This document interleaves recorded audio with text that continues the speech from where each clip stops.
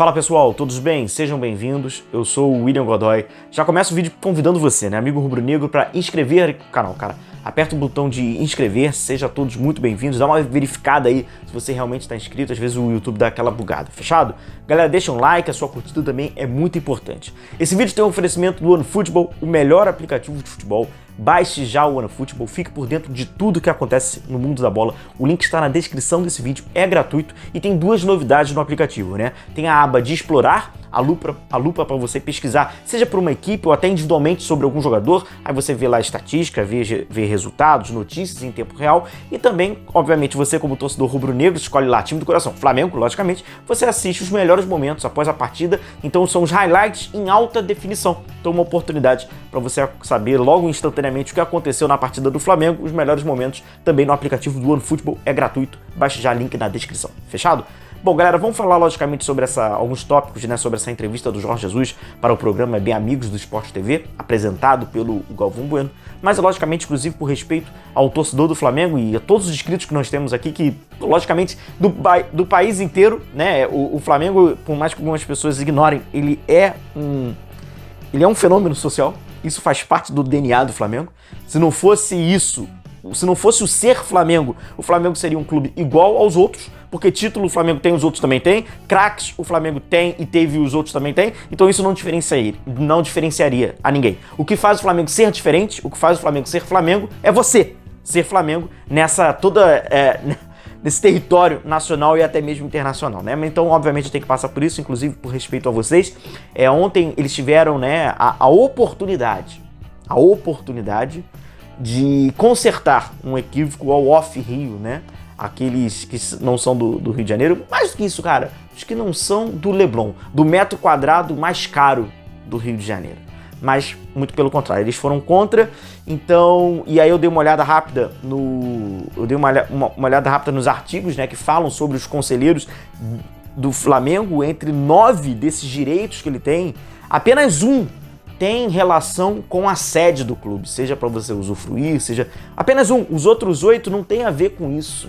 E assim, infelizmente, eles vão à contramão do que é realmente o Flamengo, O Flamengo é multirregional, o Flamengo ele é multicultural, mas aqueles que estão lá, infelizmente, não enxergam dessa forma, um enorme desconhecimento e ignorância sobre, inclusive, a instituição que eles estão e a instituição que eles representam. Lamento muito aos amigos aí rubro-negros, aos inscritos rubro-negros, sobretudo aos que estão fora, não apenas da região mais cara, metro quadrado da cidade, mas principalmente aos que estão fora do Rio de Janeiro, o off-Rio, como assim são considerados. Infelizmente, eles só querem o dinheiro de vocês e quando vocês vão na arquibancada, fazem show, é bacana, no Piauí, eles gostam, postam na rede social, mas quando a gente vê de fato algum movimento que seja, agregar, eles não querem. Bom, vamos falar sobre um pouco melhor, o assunto é um pouco melhor, vamos falar sobre essa entrevista do Jorge Jesus. Eu tô aqui com uma cola, porque eu tenho alguns tópicos. O Jorge Jesus é um baita de um personagem, obviamente, e mais do que trazer assuntos especulativos do seu futuro, que inclusive isso é de interesse grande, ele falou algumas coisas, falou sobre futebol, falou sobre o Flamengo, falou sobre o Flamengo de 2019, alguns pontos importantes, Entre esses, ele fala, primeiro que chama atenção, ele fala e verbaliza o jogo contra o Liverpool, que o Flamengo fez uma grande atuação e ele cita 3 jogadores que para ele não estiveram na sua melhor forma, não tiveram o melhor desempenho. Gerson, Everton Ribeiro e Gabigol. Curiosamente, e não à toa, jogadores ali, do eixo da ligação até a decisão ali, de fato estiveram um pouco mais apagados, e ele cita, e ele já falou inclusive com os jogadores, então por isso que ele não teve nenhum constrangimento em citá-los. Outra situação que ele fala é sobre quando perguntam para ele qual é o ponto forte do Flamengo de 2019. E aí, curiosamente, eu gostei da resposta, porque quando vocês me perguntam em live, ou quando eu participo em live de algum colega comunicador e tal, a minha resposta ela acabou casando. Então, quer dizer, eu acho que eu enxerguei bem, pude acompanhar e pude enxergar bem aquele Flamengo de 2019. E ele cita que o ponto forte daquele Flamengo de 2019 era o Flamengo sem bola. E é justamente aquilo que a gente fala, Era o Flamengo ser coordenado no período que não tinha a bola. Era os jogadores estarem coordenados para quando eles estivessem sem a bola, eles saberem recuperá-la, ou quando eles estavam sem a bola na fase ofensiva, eles saberem ocupar o espaço. Era um Flamengo que hesitava pouco, errava, obviamente que errava, mas errava pouco, e o Flamengo sem bola, eu concordo com o Jorge Jesus, é aquilo que a gente já havia falado, era o Flamengo que sabia também o que fazer sem ela. E aí ele acaba trabalhando um pouco mais esse aspecto do sem bola, né? Cita aquele exemplo, inclusive estava na coletiva quando ele fala sobre isso. É curioso, de fato, que o jogador ele fica, sei lá, cerca de apenas 5% da partida, né, dos 90 minutos, ele fica com a bola, né, que seria 4 minutos. Isso ele até deu uma exagerada, ele traz até o Messi, né, um expoente, um cara completamente fora da curva, um dos maiores.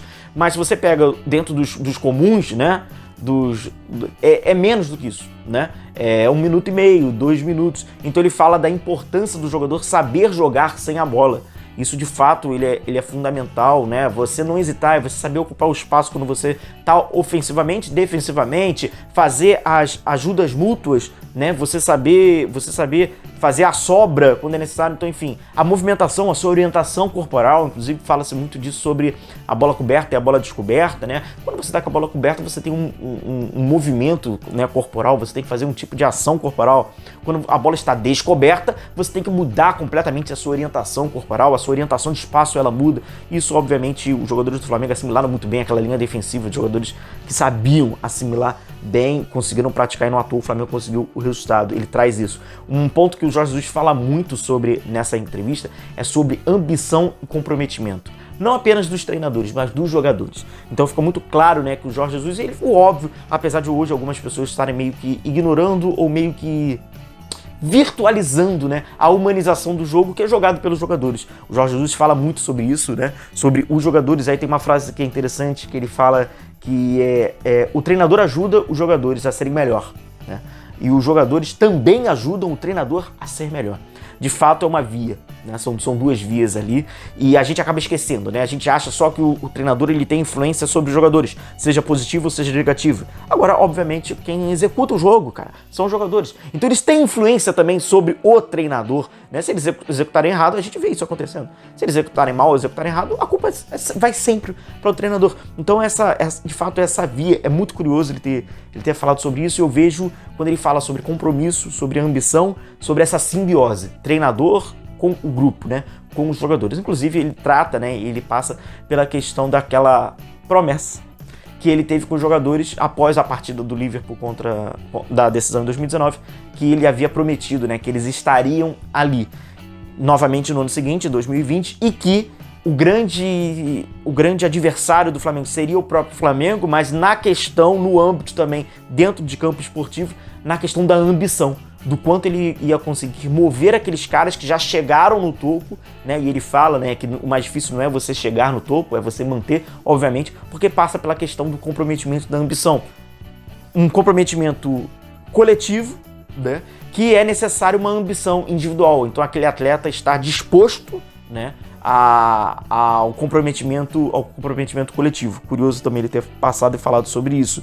Um outro ponto que ele fala até sobre crítica antes de chegar à seleção brasileira, antes de chegar à Copa do Mundo, ele fala sobre o fair play no futebol, é uma treta, não exclusivamente do futebol brasileiro, né? Ele fala que o fair play no futebol é uma treta, é uma mentira, isso é verdade, né? Inclusive os próprios jogadores dele, vamos aqui, né, olhar para o nosso próprio umbigo, também pratica isso, seja fazendo cera com o Diego Alves, seja tentando ludibriar o árbitro, pulando dentro da área com o Gabigol, com o Bruno Henrique. Então os próprios jogadores dele fazem isso faz qualquer lugar do mundo faz, alguns mais do que outros, inclusive ele fala da Arábia, que era um absurdo, mas sempre falando, né, que isso é de responsabilidade dos treinadores, porque afinal são os treinadores que motivam, que fomentam, né, a atitude desta dos jogadores. Apesar disso já ser muito cultural, inclusive na base já é cultural isso, de qualquer forma já é praticado isso, não é podado pelos treinadores da base, de qualquer forma a gente vê muito isso. Isso inclusive me irrita, eu acho nada benéfico ao futebol mundial.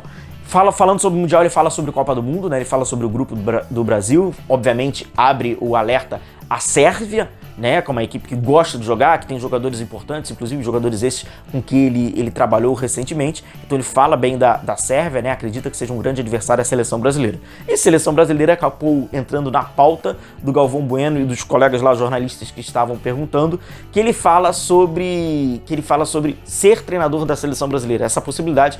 E aí deixou bem explícito que não iria rejeitar, então acredito que seria de fato um plano de carreira do Jorge Jesus a partir da saída ali do Tite, se houver uma proposta da seleção brasileira, acredito que o Jorge Jesus aceitaria. Porém, o presidente do Fenerbahçe está querendo de qualquer forma, né? O Jorge Jesus, ele mesmo revelou que já teve 6 convites para que ele seja o novo treinador, e aí ele até diz, mas aí depende, né? A confederação, no caso a CBF, ela tem que negociar com o clube, porque qualquer treinador que o Brasil vai escolher, inclusive ele possivelmente, vai estar empregado, então tem que pagar multa, o treinador tem multa, enfim, não é uma situação muito fácil, exceto se for um treinador que esteja num clube brasileiro, porque obviamente tem uma conversa política um pouco maior. Então ele mesmo acaba revelando, como ele revelou em seleções que ele teve já 2 convites, nós já sabíamos de um, que era da seleção chilena, ele fala sobre a seleção chilena, a outra ele deixa em aberto, podendo ser Equador, Colômbia e Peru, possivelmente, né, ser Colômbia ou a seleção